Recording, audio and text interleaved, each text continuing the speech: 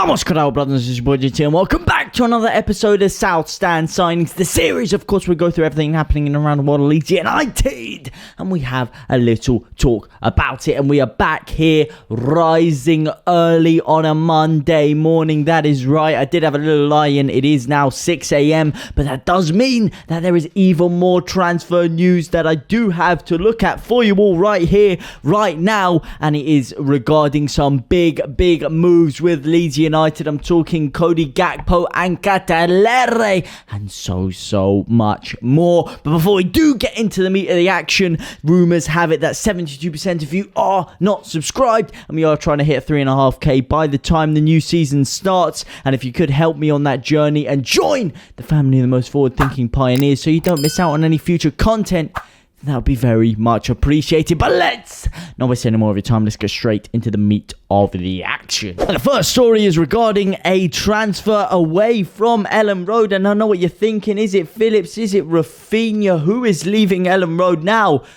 But it isn't any of them. It is this man, Jamie Shackleton, and he could potentially not just leave on loan, but leave permanently away from Ellen Road, according to Charlie Smith. Leeds United correspondent Graham Smith has admitted that a permanent move away for Jamie Shackleton cannot be ruled out. It's been a busy month at Ellen Road after Leeds secured their Premier League status, bringing in a numerous amount of players. There looks to be a number of departures from Leeds United as well, with Man City already agreeing a £42 million fee for Calvin Phillips. Shackleton, who Bielsa previously described as an energetic player, could well follow the duo out of Ellen Road as he enters the final 2 years on his contract. When speaking to the Yorkshire Evening Post, he looked at potential outgoings and said that Shackleton is another one that cannot be ruled out. Obviously, a lot of you guys have spoken about the possibility of him going on loan because he's not going to get into that right back role. He's definitely not being looked at as a replacement for Calvin Phillips or even anyone that could feature in that midfield role,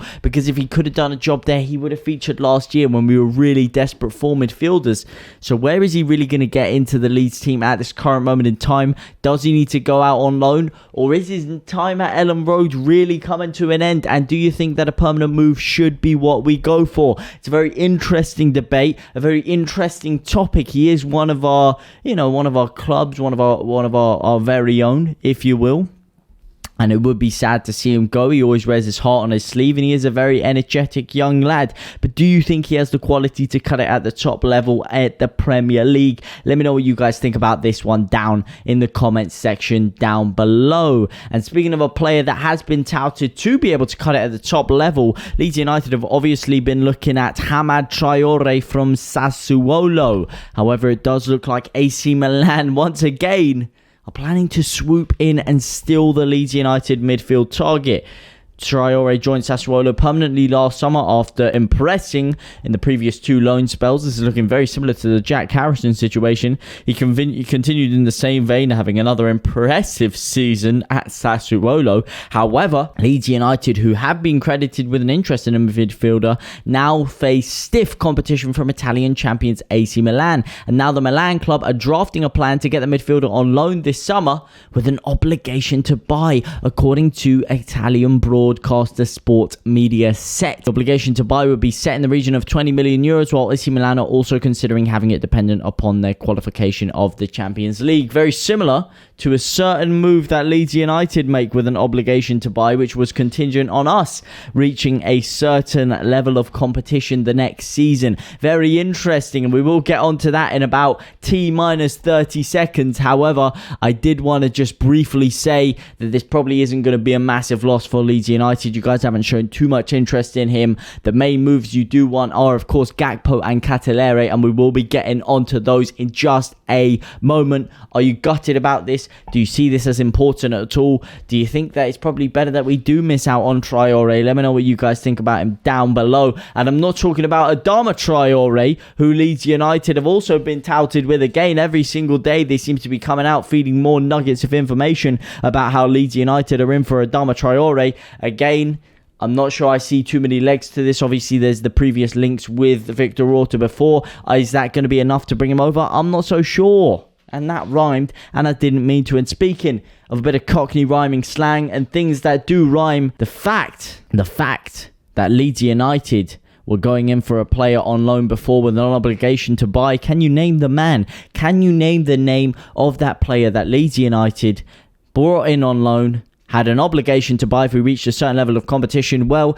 if you couldn't, it is, of course, that man, Jean-Kevin Augustin. And it looks like that transfer saga is still not out of the woodwork yet. That is right. Of course, Leeds United are in massive legal disputes with the Red Bull franchise as things stand. And it's quite surprising that they sold us 2 RB Salzburg players while that was going on. And we're thinking, oh, maybe they just really don't care. I'm surprised they're selling us all these dons anyway. And we have obviously been touted to go in for Tyler Adams as our main midfield replacement for Calvin Phillips, which I think would be a very, very saucy move if you do ask me. And we didn't really think that this would cause too much of a stopping point because of the fact that we've already been making deals with the Red Bull franchise. However, RB Leipzig are not expected to sell a player to Leeds United whilst disputing over Jean-Kevin Augustin amidst the Whites showing interest in Tyler Adams. That is right. They're looking for a fee of around 20 million euros for the midfielder, which is a bit of a steal if you ask me.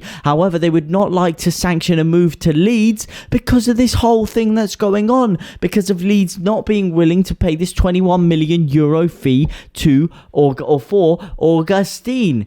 And the thing that makes this even more crazy is that now Leeds are looking at RB Salzburg's Mohamed Kamara as an alternative because we couldn't deal with them. So the Red Bull franchise are saying, we don't want to sell you this player because we're in disputes with you.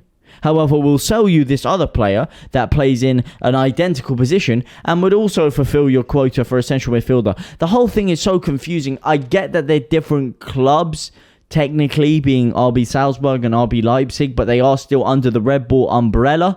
It is very confusing. I mean, maybe you could say technically Manchester City and New York City selling a player to Leeds are kind of different, but are they really any different? Because the two things were so intertwined. The whole Jack Harrison deal with him going over to New York was basically as a feeder for... The whole thing is a complete mess, if you ask me. It is very confusing as to why they won't sell us, but they'll be apparently happy to sell us Kamara, as well as already selling us 2 other players. The thing is a little bit confusing. I really want to know what you guys have to think about this one. It's kind of messing with my head a little bit. It is something that I wasn't completely ruling out, and I was surprised as to why they were making so many deals with us in the first place. But it is something that is throwing a big fat spanner in the works. And speaking of throwing a spanner in the works, Liverpool look to be throwing a spanner in the works for Leeds' target of Otavio, with his agent now being in England. However, Leeds facing stiff competition from Liverpool. Obviously, Leeds rumoured to be throwing in a 40 million euro bid for the Porto man. However, Liverpool do seem to be showing a keen interest in him, especially with the fact that Leeds' or rather Raphinha going over to Liverpool doesn't seem to be a possibility anymore. The whole Rodrigo story we were talking about before, again, doesn't really seem to be having much legs to it. And Otavio could be the man they go for as a replacement for Sadio Mane. We touched on his increased experience over Leeds' other targets due to his elder age. And it does look like apparently they do have some big links with the agent of him, called Israel Oliveira, who is of course in England trying to get a deal over the line, and apparently he does have some connections to the Liverpool boardroom. So it does look like they are currently edging ahead of Leeds United in that race. However, the one attacker that Leeds really want to get done is this man, Charles de Ketelaere. Whites are willing to pay big for Charles de Ketelaere, apparently willing to pay 40 million euros, 34.4 million pounds for the Club Bruges star.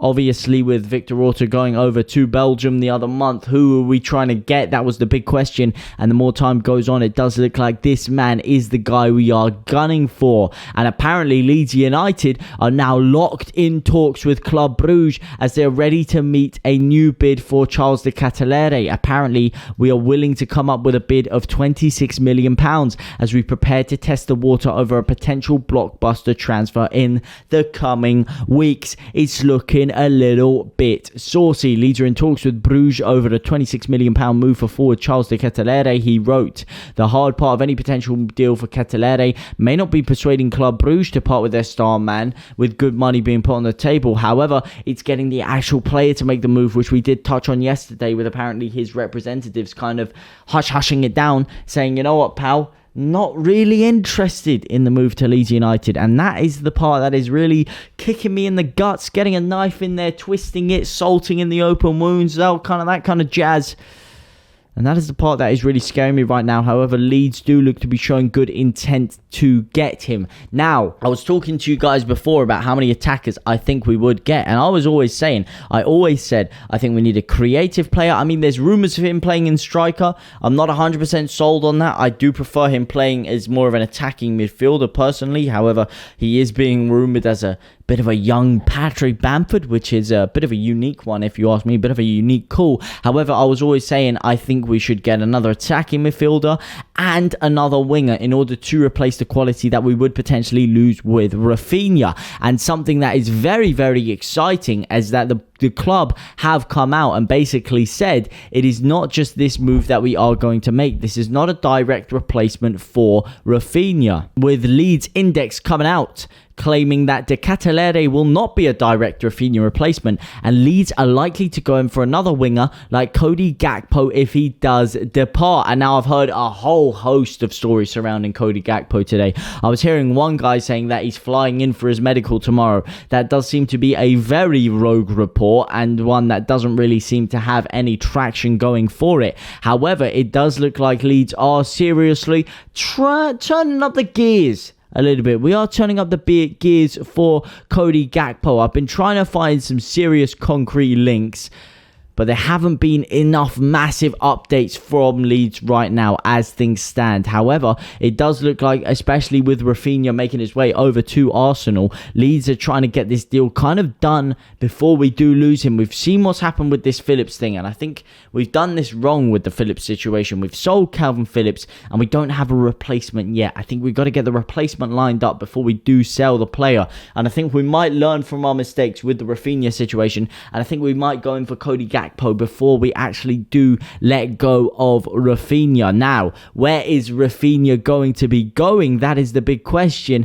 and it looks like Arsenal could really be hotting up as the top contenders. They just signed Gabriel Jesus the other day, and there was a story coming out basically saying their transfer business is going to be done after signing Gabriel Jesus.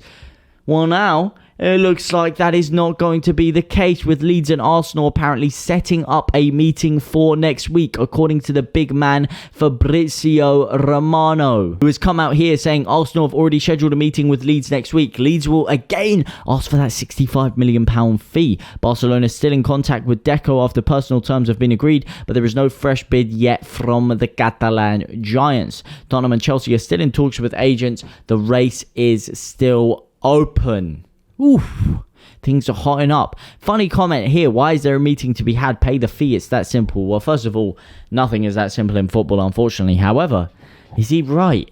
Are we actually going to hold firm for this £65 million valuation, or are we going to cave a little bit, whether it be £5 to £10 million? We'll have to wait and stay posted on that whole thing. All I know is that if we do replace him well, then this may not be the worst move. If we can get 65 million out of him, and we do manage to replace him and Calvin Phillips with at least 3 top quality players, then what did seem bleak a while ago could be on its way to resurrecting itself. I'm talking De Ketelaere, I'm talking Cody Gakpo, and I'm talking Tyler Adams / worst case scenario, Kamara, if we can't get Tyler Adams done. But I think those could still be good moves if you ask me. Let me know what you guys are thinking about Leeds' potential lineup next season with the new stories that have been emerging. But for now, I will see you very, very soon. Au revoir, my brothers and my sisters.